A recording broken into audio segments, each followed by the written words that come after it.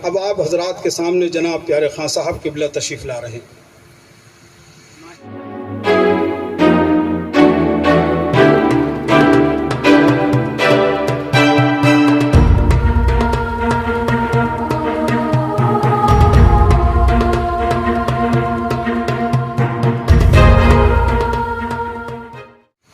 औज़ुबिल्लाहि मिनश्शैतानिर्रजीम बिस्मिल्लाहिर्रहमानिर्रहीम। अस्सलाम वालेकुम रहमतुल्लाहि वबरकातुहू।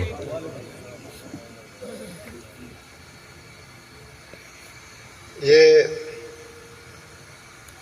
तकरीबन 1 से 1.5 साल पहले की बात है। काफ़ी सारे लोग इस कब्रस्तान के लिए कोशिश कर रहे थे, और ऐसा नहीं है कि इस कब्रस्तान को मैंने पैसे दिलवाए, जगह दिलवाई। मेरे पहले भी काफ़ी सारे लोग यहाँ पे इस कब्रस्तान के लिए काफ़ी कोशिश कर रहे थे। तो उस समय कुछ लोगों का मेरे पास फ़ोन आया। इसके साथ और भी 2-3 कब्रस्तान के प्रपोज़ल मेरे पास थे। इसमें एक कब्रस्तान था लकड़गंज का, जहाँ पे मैंने 1,18,00,000 रुपए श्री देवेंद्र फडणवीस जी और कृष्णा खोपड़े जी को बोल के वहाँ पे भी दिलवाया। उसके बाद इसको जब जगह अलाट हुई तो संदीप जोशी जी से मेरी बात हुई। जब उन्होंने मेरे को भरोसा दिलाया, फिर एनएमसी कमिश्नर साहब ने मुझे बुला के खुद बताया कि आपके जो 2 काम थे वो हमने कंप्लीट कर दिए है, और गोरेवाड़ा को हमने ज़मीन अलाट कर दी है। तो जब गोरेवाड़ा को ज़मीन अलाट हुई तो भाई ज़मीन अलाट होने के बाद उसको फंड भी चाहिए। मेरा यहाँ आने का मकसद मैं आपको बताना चाहता हूँ। मेरा यहाँ आने का मकसद ये है, वैसे मैं जनरली बहुत सारे ऐसे प्रोग्राम में जो पॉलिटिकल प्रोग्राम होते मैं वहाँ जाता नहीं। यहाँ आने का मेरा मकसद और आपको बताने का मकसद ये है कि देखिए, जब चुनाव होते हैं तो अलग अलग पार्टियाँ खड़ी होती है। कोई बीजेपी से होता है, कोई कांग्रेस से होता है, कोई राष्ट्रवादी से होता है, कोई शिवसेना से होता है, और भी बहुत सारी पार्टियाँ होती है, या कोई एमआईएम से होता है। लेकिन जीत के आने के बाद जो भी सरकार बैठती है, किसी भी पार्टी की बनती है, वो सबकी होती है। वो ना किसी हिंदू की होती है, ना मुसलमान की होती है, ना सिखों की होती है, ना ईसाइयों की होती है। वो सबकी होती है, किसी पर्टिकुलर एक व्यक्ति की सरकार नहीं होती है। तो मैं आपको बताना चाहता हूँ कि हमको जो हमारा हक है, जो हमारी ज़रूरतें हैं, वो बहुत छोटी है। क्योंकि मुसलमान की ज़रूरतें बहुत बड़ी है नहीं। वो मस्जिद, कब्रस्तान, इसके आगे कभी सोचता नहीं। अगर आप देखेंगे तो मुसलमान भी काफ़ी सारा इस देश को टैक्स देता है। तो हमको हमारे हक, हमारे अधिकार मांगना चाहिए, चाहे वो किसी भी पार्टी के लोग बैठे हो।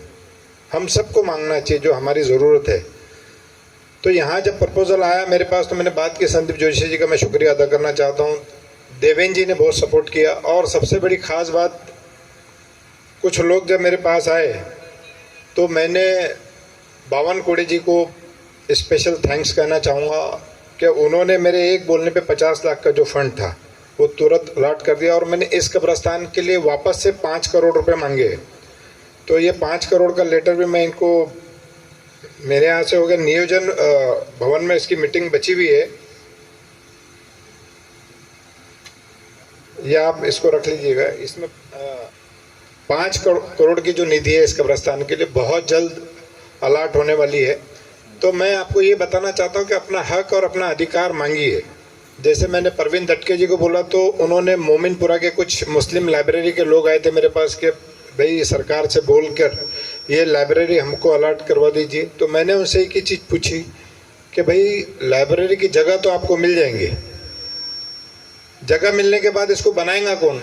मैंने बोला आपके पास कुछ पैसे है? तो बोले हाँ, हम 5-6 लाख रुपए 5-6 लोग हैं और 5-6 लाख रुपए हम लोग जमा कर लेंगे। तो वहाँ मेरी बात परवीन दटके जी से हुई।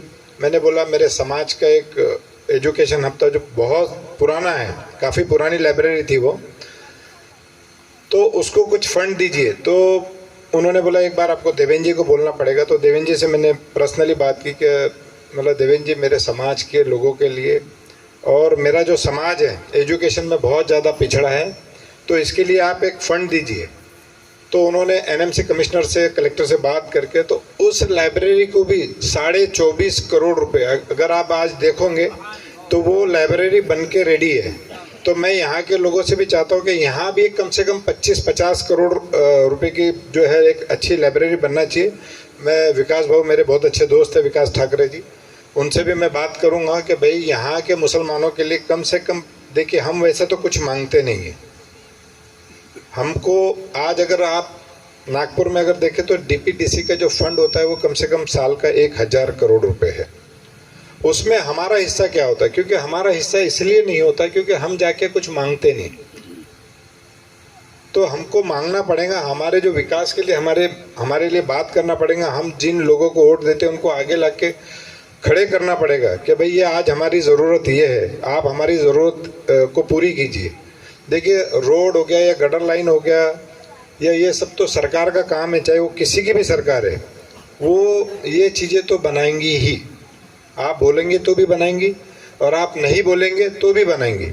लेकिन हमारे लिए जो स्पेशल चीज़ों की ज़रूरत है, जैसा भी आज मैंने एक कब्रिस्तान और भी खरबी के लिए भी कब्रिस्तान के लिए बोला है, वहाँ पे मैंने कलेक्टर को एक अर्जी दी है कि भाई वहाँ पे वहाँ के लोगों को कब्रिस्तान के लिए जगह आप अलर्ट करवाइए, क्योंकि वहाँ के भी लोगों को काफ़ी दूर ताजबाग आना पड़ता है या और कहीं जाना, मोमिनपुरा जाना पड़ता है। तो ऐसी आप जगह उनको भी एक दीजिए करके। तो ये हमारे अधिकार है, कोई हम पे कोई उपकार या एहसान वाली बात नहीं है, ऐसा कोई नहीं कर रहा। जो हमारे अधिकार है हमको मांगना आना चाहिए और हमको सरकार से लेने आना चाहिए। तो समय, मेरा एक जगह और मीटिंग है तो मैं बहुत ज़्यादा आपका समय नहीं लूँगा, और इंशाल्लाह ऐसा कोई भी ज़रूरत रहे तो आप मुझे ज़रूर बताएं।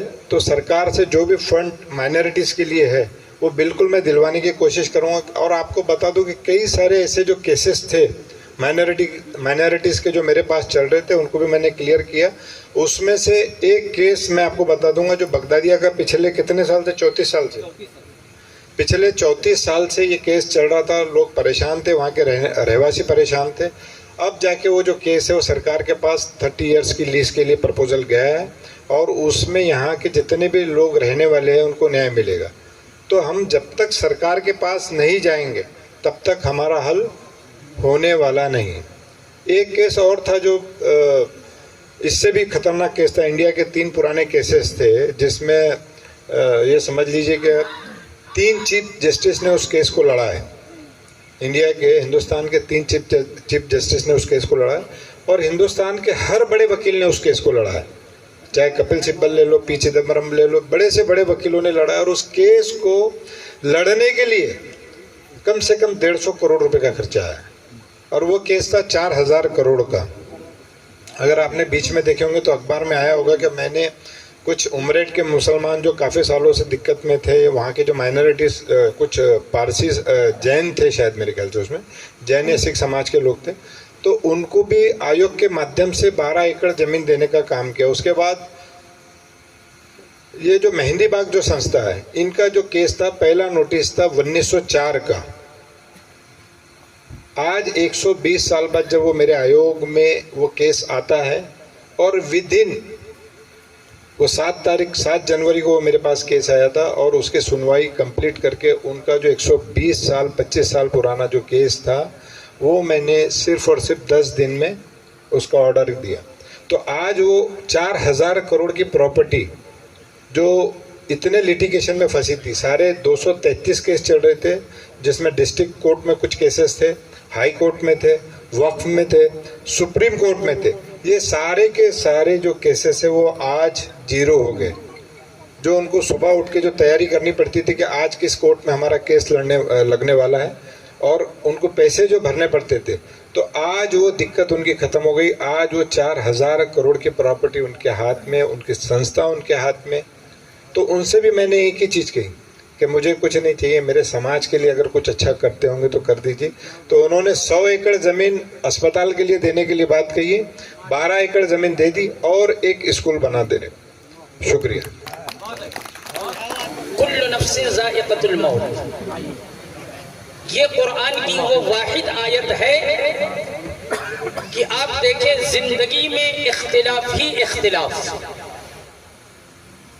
भाई भाई में इख्तिलाफ, बाप बेटे में इख्तिलाफ, सास बहू में इख्तिलाफ, पड़ोसी पड़ोसी में इख्तिलाफ, एक मुल्क दूसरे मुल्क से मुख्तलिफ, यानी रूए ज़मीन में इख्तिलाफ ही इख्तिलाफ नजर आते हैं।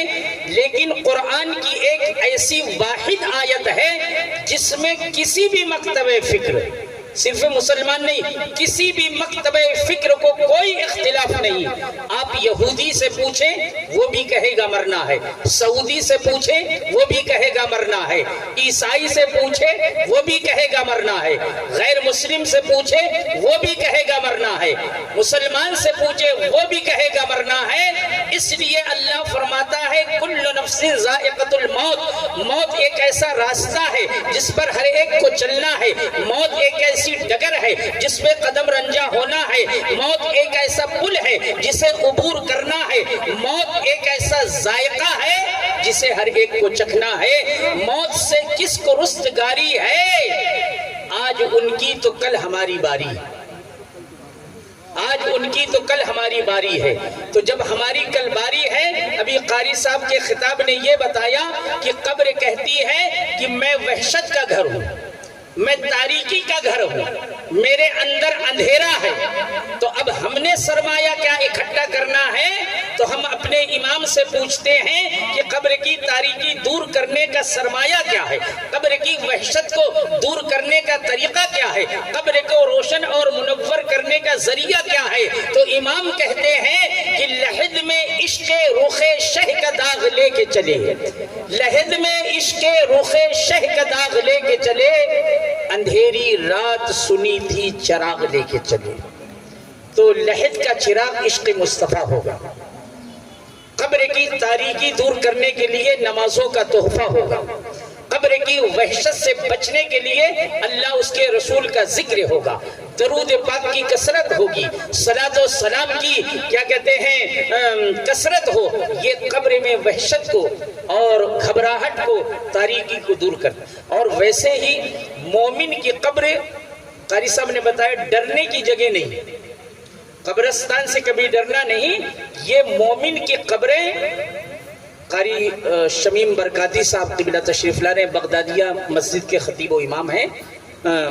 तो मेरी गुफ्तगू उलमाए किराम का काफिला आते जा रहा है, मैं बस मुख्तसर बता दूं कि ये रूए ज़मीन पर जो कब्र है ये हमारी आखिरी मंजिल, इससे हम कहीं भाग नहीं सकते, इससे हम गुरेज नहीं कर सकते।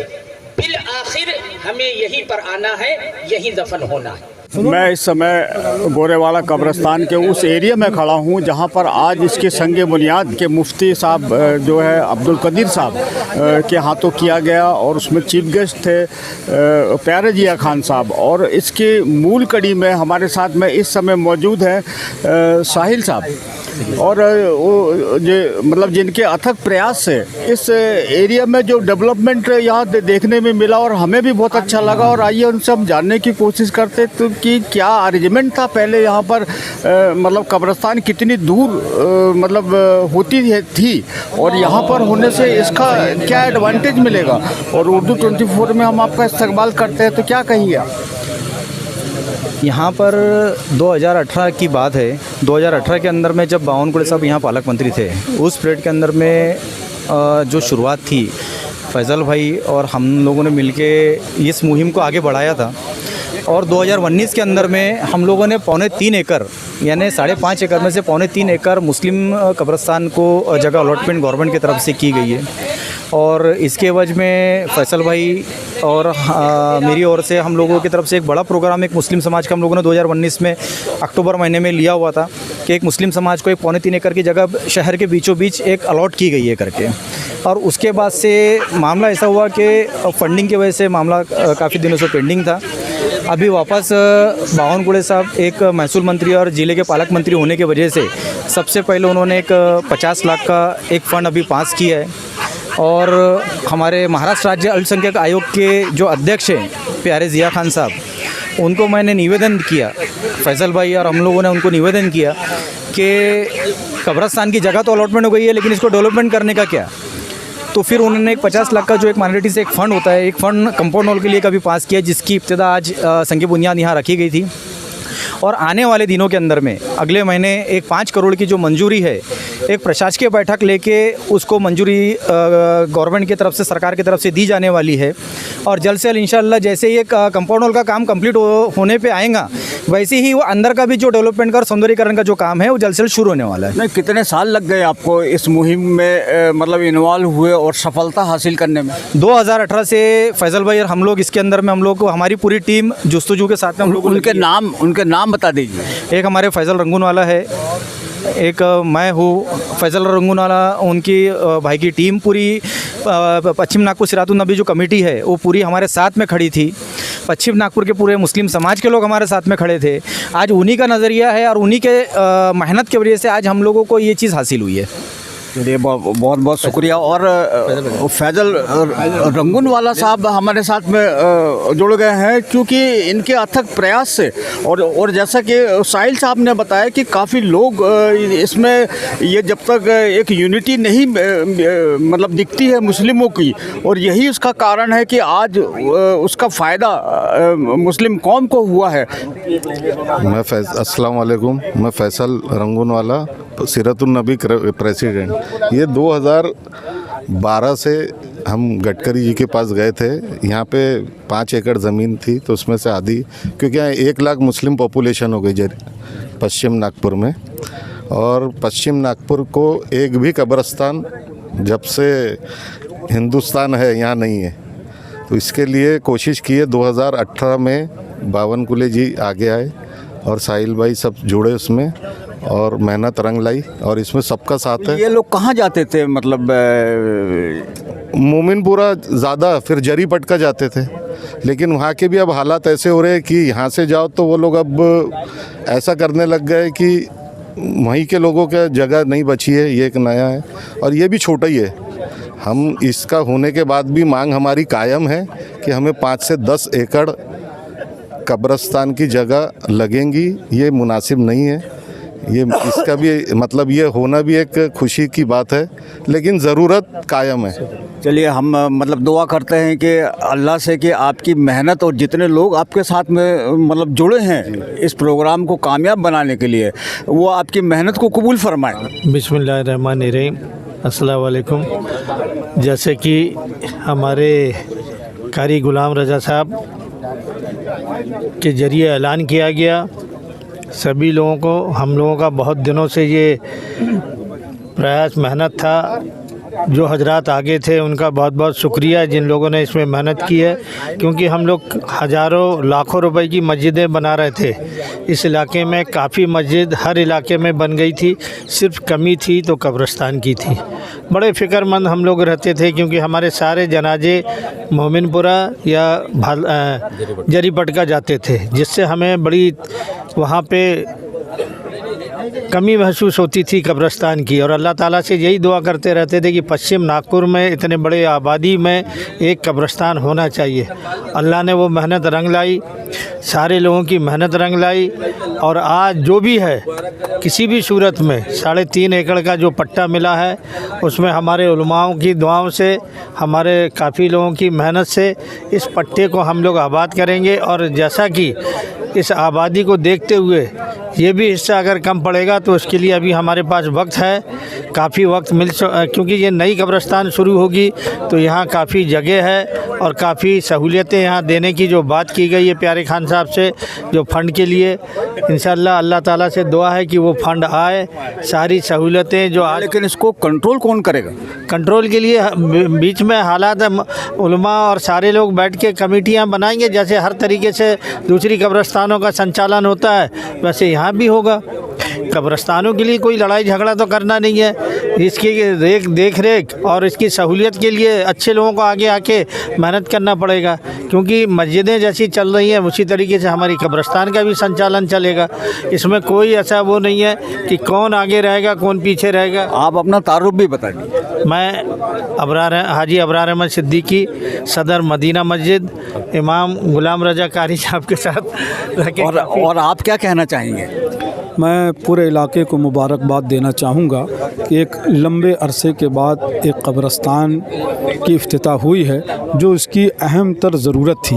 यकीनन आबादी के एतबार से ये छोटी जगह है, लेकिन बिस्मिल्लाह हुआ, अल्लाह की रहमत ये छोटी बड़ी नहीं होती है, ये मिल जाना ही बहुत बड़ी बात है। इंशाअल्लाह ताला आइंदा जैसे जैसे इलाके बढ़ेंगे फिर जो है हम इसी मुल्क के मूल निवासी हैं तो हमारा हक़ है कि हम दोबारा इससे बड़े कब्रस्तान की ज़मीन की हम अपील करेंगे और गवर्नमेंट हमारी बात सुनेगी, इसलिए कि हम निवासी हैं। जब हम पैदा हुए हैं तो दफनाए भी जाएंगे, तो हमें उम्मीद है उस दौर में जो भी गवर्नमेंट हो वो यकीनन हमारी बात को सुनेगी और हमें जो है अपने तौर पर ये गिफ्ट करे।